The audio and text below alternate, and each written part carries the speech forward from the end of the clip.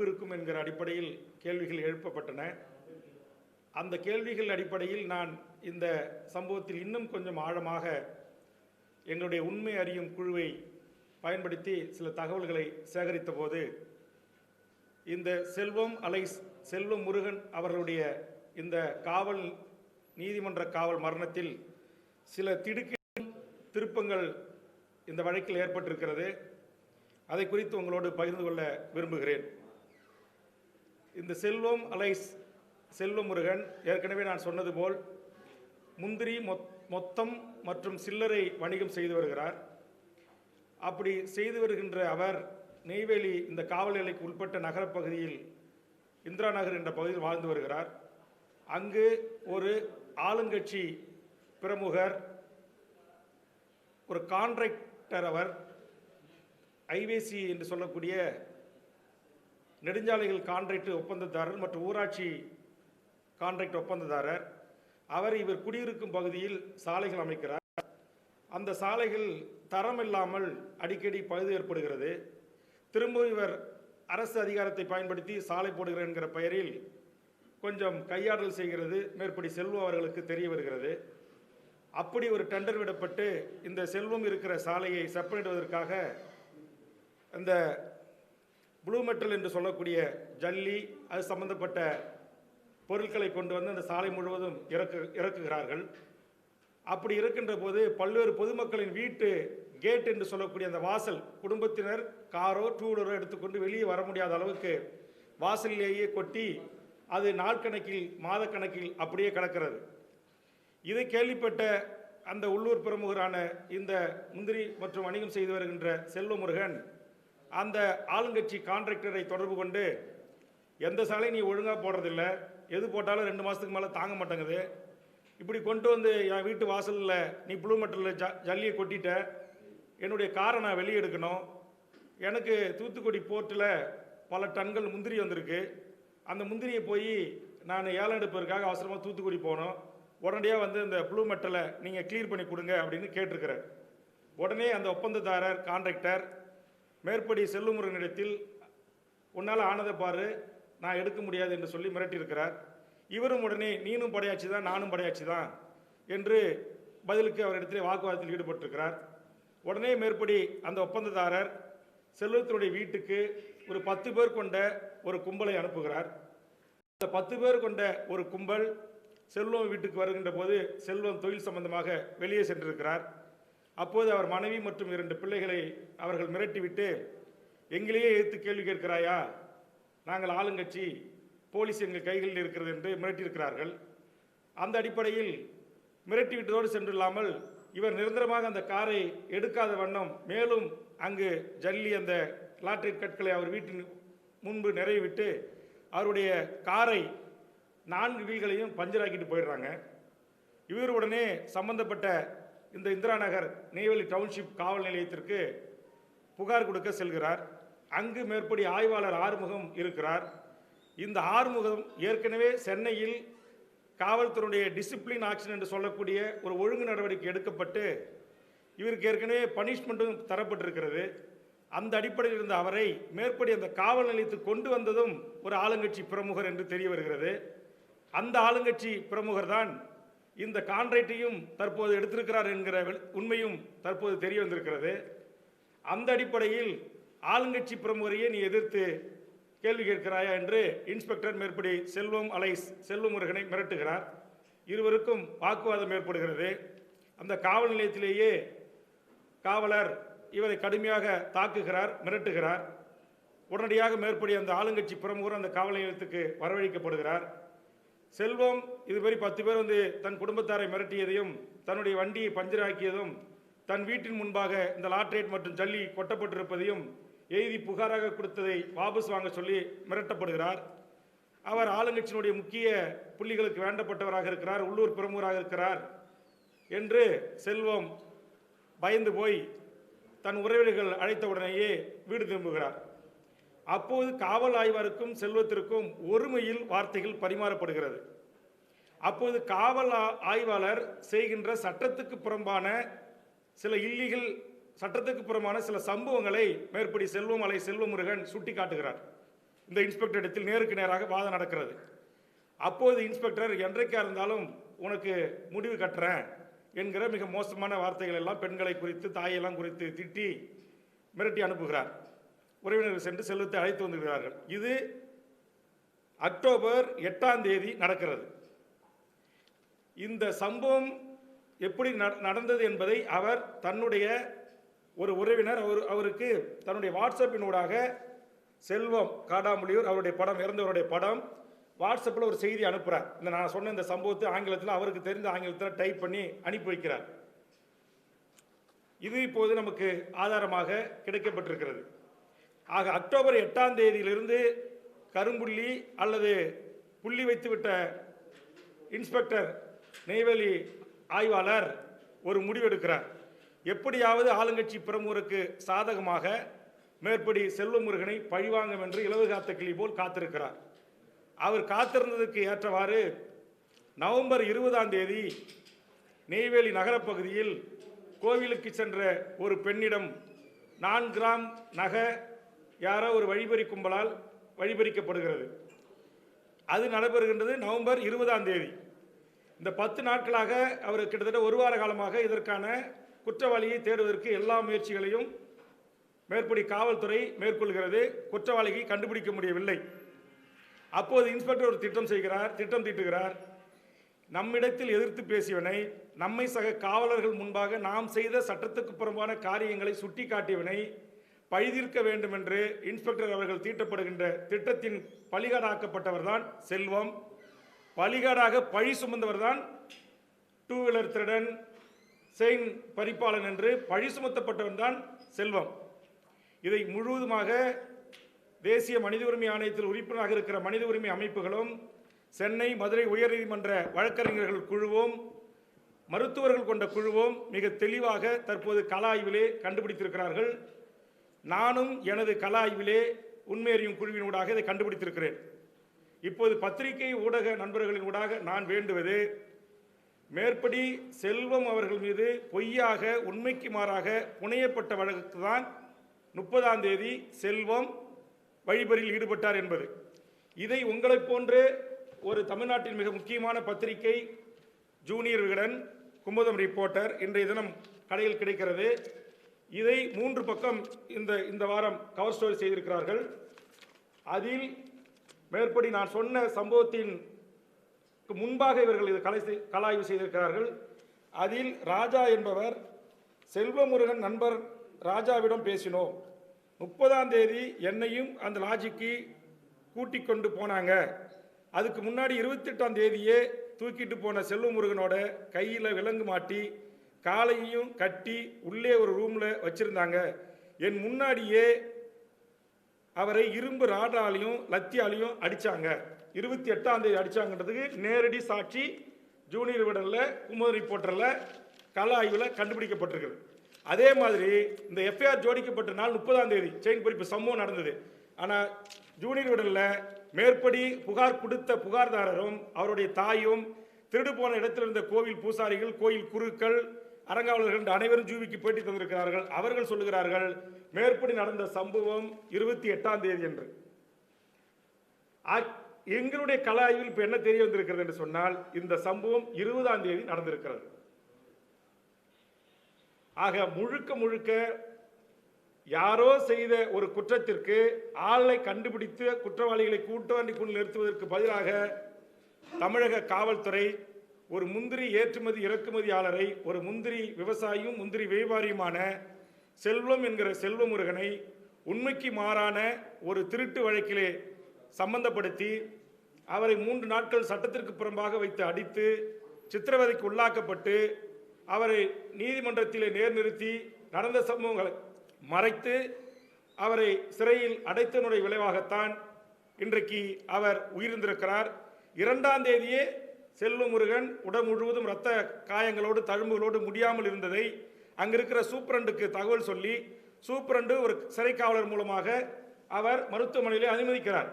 இதை கேள்விப்பட்டு சென்ற காவல் ஆய்வாளர் உடனடியாக மருத்துவமனையிலிருந்து மேற்படி செல்வத்தை உண்மை வெளிவந்துவிட போது என்பதற்காக சிகிச்சையில் இருந்தவரை டிஸ்சார்ஜ் சென்று உடனடியாக கொண்டு போய் சிறையில் அடைத்திருக்கிறார். என்ன செஞ்சிருக்கார் இன்ஸ்பெக்டர்? அமிர்தாஞ்சன் பாட்டில் வாங்கிட்டு போய் அவருக்கு காயம்பட்டு அந்த ரத்த கட்டிகள் இருந்த முருகா இன்ஸ்பெக்டரும் காவலர்களும் தேய்ச்சி விட்டுருக்காங்க. போலீஸ் ரெக்கார்ட் ஆகக்கூடாது, ஜிஹெச்சில் ரெக்கார்ட் ஆகக்கூடாதுங்கிறதுக்காக. இது எல்லாமே ஜிஹெச்சில் பதிவாகிருக்குது. சட்டத்துக்கு புறம்பாக இவர் 3 நாள் காவலில் வச்சு சித்திரவதை செஞ்சதும் சிசிடிவி ஃபுட்டேஜ் இருக்கு இந்திரா நகர் காவல் நிலையத்தில்.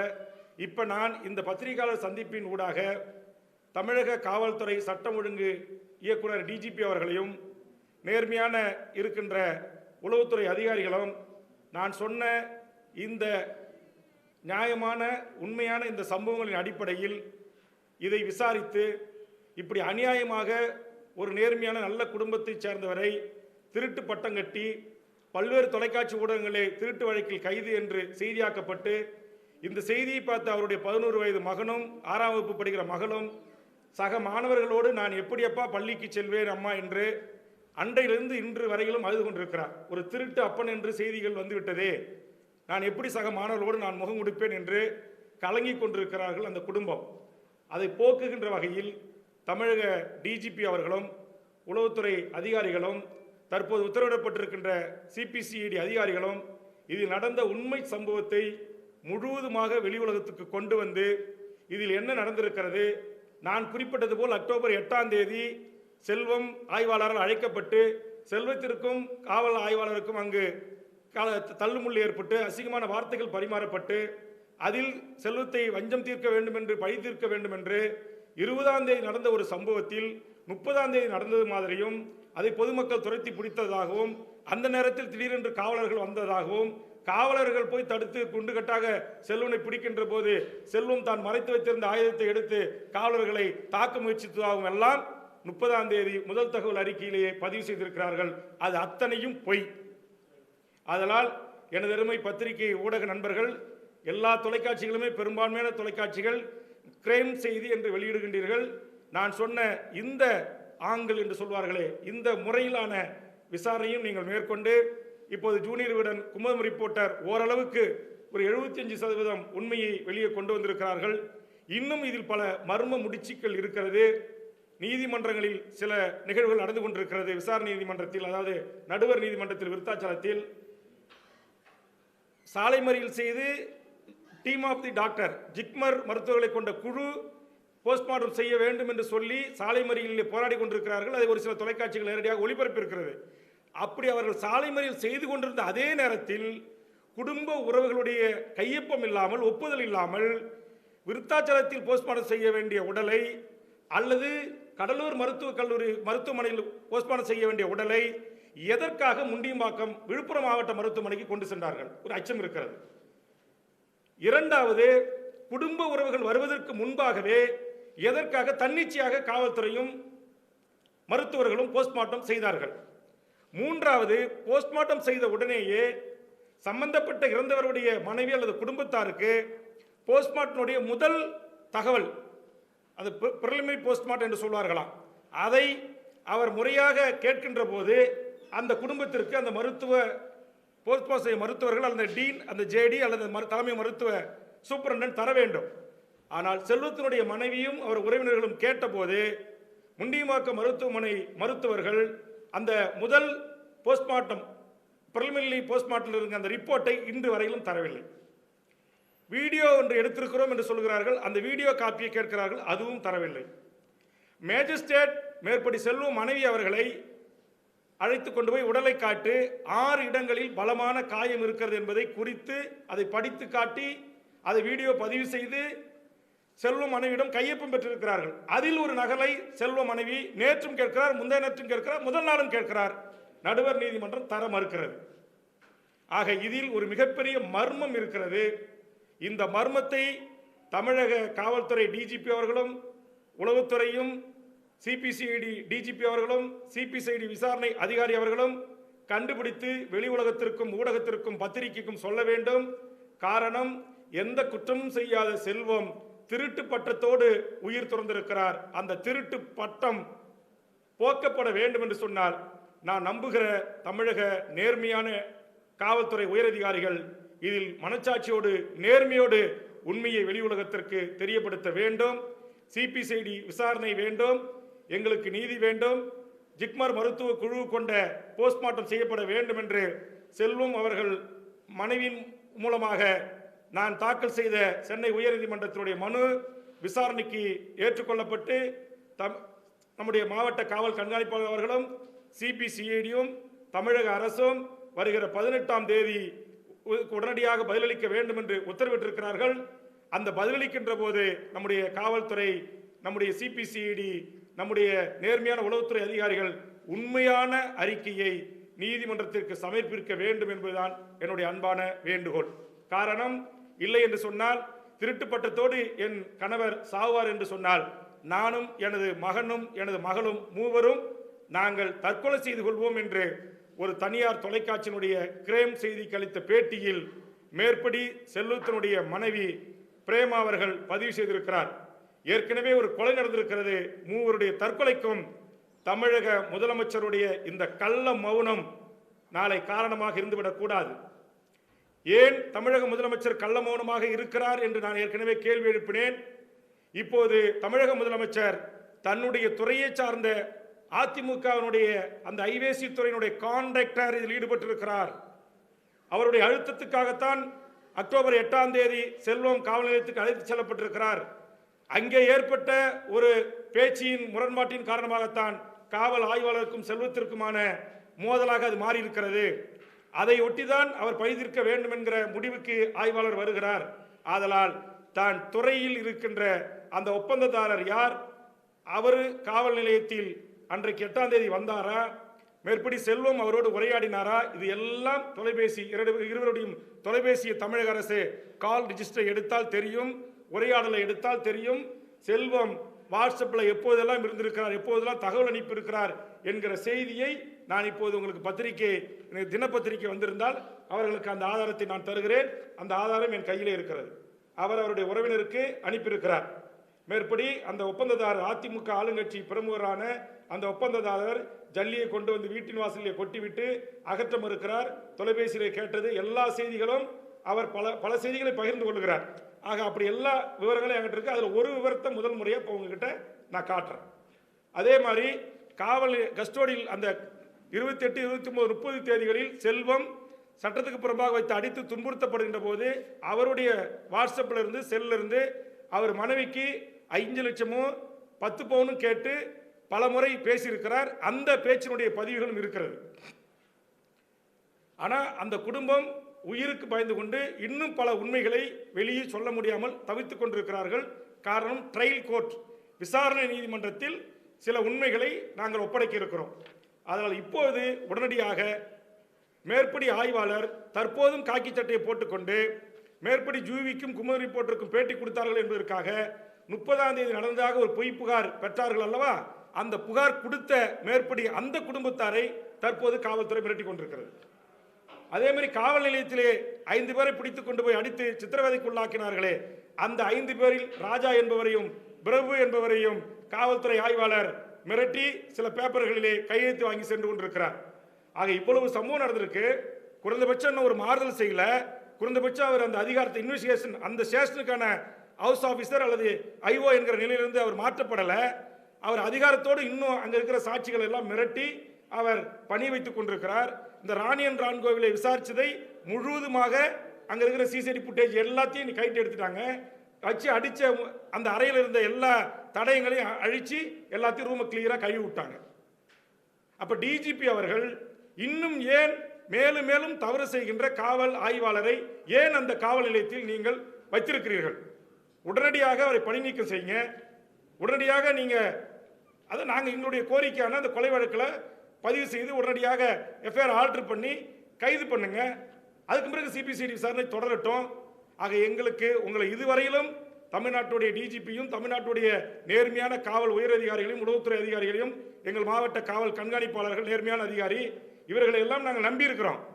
ஆனால் எங்களுக்கு இன்னும் நீதி கிடைக்கல. ஆனால் நீதி காலதாமதமானால் நாங்கள் உயர்நீதிமன்றத்தின் 18ஆம் தேதி தீர்ப்புக்கு பிறகு மிகப்பெரிய ஒரு போராட்டத்தை தமிழக வாழ்வுரிமை கட்சியும் தமிழர் வாழ்வுரிமை கூட்டமைப்பும் அனைத்து கட்சிகளின் சார்பாக இந்த காவல் விசாரணை மரணத்தில் உயிரிழந்த செல்வத்திற்கு நீதி கேட்டு மாபெரும் போராட்டத்தை முன்னெடுக்கப்படும் என்பதை தமிழக முதலமைச்சர் அவர்களுக்கு தெரிவித்துக் கொள்கிறேன். 8ஆம் தேதி உடற்கூறு ஆய்வு நடந்த பிறகும் கூட முதலமைச்சர் அவர்கள் எங்களுக்கு நீதி கிடைக்கவில்லை என்று சொன்னால் மேற்படி செல்வம் உடலோடு உங்கள் வீட்டுக்கு வேல்முருகன் படையெடுத்து வருவான் என்பதை நான் எச்சரிக்கையாக பதிவு செய்கிறேன். உங்களுடைய கள்ள மௌனம் உங்கள் கட்சிக்காரரையோ அல்லது உங்கள் ஒப்பந்ததாரர்களை காப்பாற்றுவதாக இருந்தால் ஒருபோதும் இதை நாங்கள் அனுமதிக்க மாட்டோம். இந்த நிமிடம் வரையில் தமிழக சிபிசிஐடி மீதும் தமிழக உளவுத்துறையின் மீதும் தமிழக டிஜிபியின் மீதும் நான் நம்பிக்கை வைத்து பலமுறை டிஜிபி அவர்களையும் காவல்துறை உயரதிகாரிகளையும் சந்தித்து மன்றாடி கொண்டிருக்கிறேன், போராடி கொண்டிருக்கிறேன். தீபாவளி வருகிறது. இந்த தருணத்தில் கூட அந்த குடும்பம் அந்த தன்னோடு வாழ்ந்த கணவனை பார்க்க முடியாமல் அவர்கள் இந்த தீபாவளியில் துக்கத்தோடு அந்த குடும்பம் கதறி கொண்டிருக்கிறது. 2 பிள்ளைகளும் தன் அப்பாவுக்கு திருட்டுப்பட்ட வந்துவிட்டதே என்று அழுது கொண்டிருக்கிறார்கள். இதற்கெல்லாம் நீதி சொல்ல வேண்டிய காவல்துறைக்கு பொறுப்பாக இருக்கிற தமிழக முதலமைச்சர் அவர்கள் கள்ளமௌனம் சாதிப்பது ஏற்புடையதல்ல. எனது அருமை பத்திரிகை ஊடக நண்பர்களே, நீங்களும் பலமுறை அவரை பேட்டி எடுத்திருக்கிறீர்கள், பலமுறை அவர் செய்திகளை ஒளிபரப்பியிருக்கிறீர்களே, ஒரு முறையாவது இத்தனை தொலைக்காட்சிகளில் செய்தி வந்த பிறகு முதலமைச்சரை குறித்து நெய்வேலி செல்வமுருகன் இந்த காவல் நிலைய மரணத்தை குறித்து முதலமைச்சர் என்ன சொல்ல விரும்புகிறீர்கள் என்று ஏன் நீங்கள் கேள்வி எழுப்பவில்லை? ஏன் ஒரு பத்திரிகை நிருபர் முதலமைச்சரை வெள்ளை நீட்டு கேள்வி எழுப்பவில்லை? இனியாவது பத்திரிகையாளர் சந்திப்பு முதலமைச்சரை நீங்கள் சந்திக்கின்ற போது முதலமைச்சருடைய திருவாயை திறப்பதற்கு, திருவாய் மலர்வதற்கு எனது அருமை தமிழ்நாட்டின் நேர்மையான, நியாயமான, கண்ணியமான ஊடக தர்மத்தை எங்கோ அங்கொன்றும் இங்கொன்றுமாக கடைபிடிக்கின்ற எனது அருமை பத்திரிகை ஊடக நண்பர்கள் நீங்கள் கேள்வி எழுப்புங்கள் என்று வேண்டுகோளை முன்வைக்கிறேன். ஒரு வேல்முருகனோ ஒரு செல்வத்தின் மனைவியோ மட்டும் போராடினால் நீதி கிடைத்து விடாது.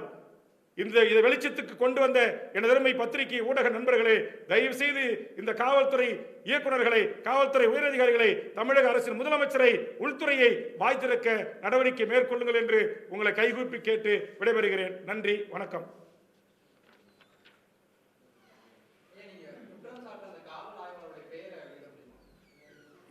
பேச்சிலே எத்தனை முறை சொன்னேன்?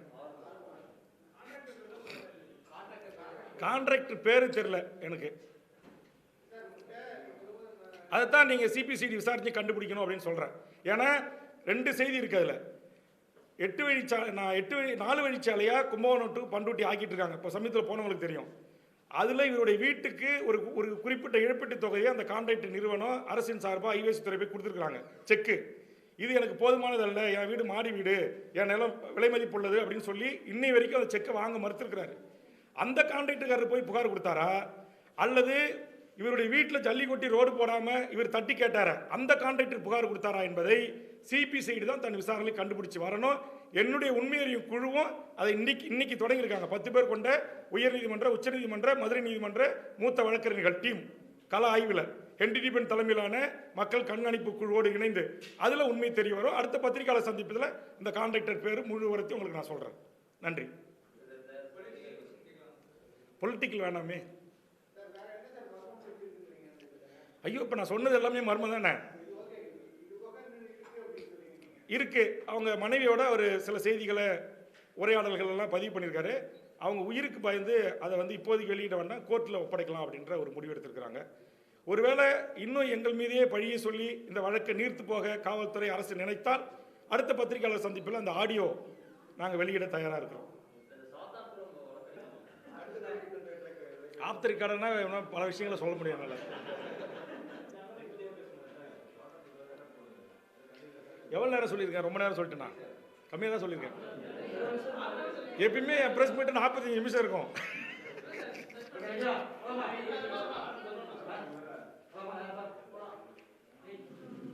இல்லை, இப்போ என்ன சொல்லணுன்றீங்க?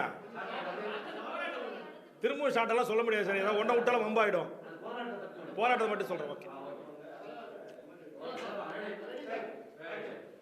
கடலூர் மாவட்டம் பண்ருட்டி அருகே காடாம்புலியூர் கிராமத்தைச் சேர்ந்த முந்திரி வியாபாரி செல்வம் என்கிற செல்வமுருகனை உண்மைக்கு மாறான ஒரு வழக்கு என்று கூறி காவல் நிலையத்திலும் காவல் நிலையத்துக்கு வெளியிலும் வைத்து அடித்து சித்திரவதை செய்து நீதிமன்ற காவலில் நிலைநிறுத்தப்பட்டு பின்பு அவர் உயிர் திறந்திருக்கிறார். இதற்கு காரணமான நெய்வேலி நகர காவல் ஆய்வாளர் ஆறுமுகம் உள்ளிட்ட காவலர்கள் மீது கொலை வழக்கு பதிவு செய்து உடனடியாக அவர்களை கொலை வழக்கில் கைது செய்ய வேண்டும் என்பதை வலியுறுத்தியும், மேற்படி உயிரிழந்த செல்வம் குடும்பத்திற்கு தமிழக அரசு 1 கோடி ரூபாய் நிவாரணம் வழங்கவும், உயிரிழந்த செல்வத்தினுடைய மனைவிக்கு அரசு வேலை வழங்க வேண்டும் என்கிற கோரிக்கையை முன்வைத்தோம்.